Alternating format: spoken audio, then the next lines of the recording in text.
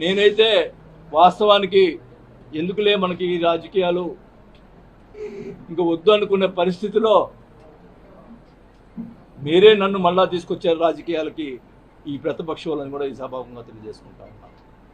నేను వదిలిపెట్టను ఒంగోలుని. ఖచ్చితంగా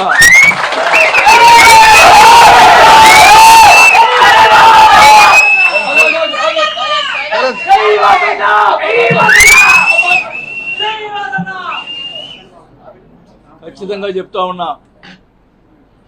నీకేమన్నా దమ్ము ధైర్యం ఉంటే నా మీద పగ తీసుకో, మామూలు కార్యకర్తల మీద కాదు.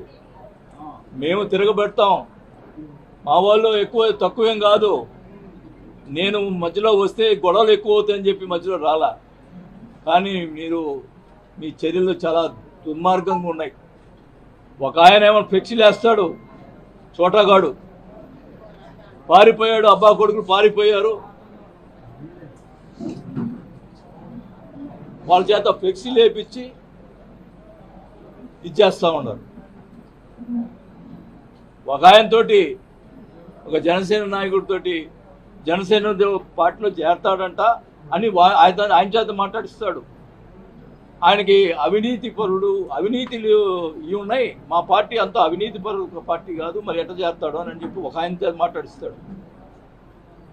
ఉంచుకోనే, నువ్వు ఒక్కడే ఉండి పార్టీని నడుపుకో, నా ఎవడు వద్దన్నాడు, మేము వెంబడపడుతున్నాం ఆ పార్టీలో చేరటానికి. ఒకటైతే చెప్తా ఉన్నా, మీరు ఇంతదాకా వచ్చింది కాబట్టి చెప్తా ఉన్నాం, నేను అధికారులు ఉన్నప్పుడు భూ కబ్జాలు చేశారు, అవి చేశారని మాట్లాడారు.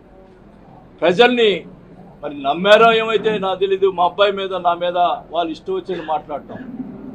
నేను అడుగుతున్నా, ఫస్ట్ స్టార్టింగ్ నుంచి ఎక్కడి నుంచి స్టార్ట్ అయిందో అదే కాదు అన్నీ కూడా చెప్తున్నాను. నేను ఫస్ట్ హవాలా మంత్రి అన్నారు, ఎక్కడ చెన్నైలో 5 కోట్ల డబ్బులు దొరికితే ఎవరి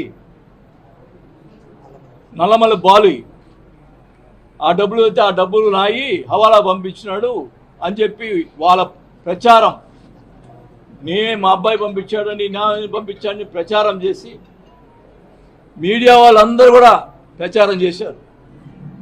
నేను అడుగుతా ఉన్నా, ఆ నల్లమల్ల బాలు ఇప్పుడు ఏ పార్టీలో ఉన్నాడు? మీ పార్టీలో ఉన్నాడు.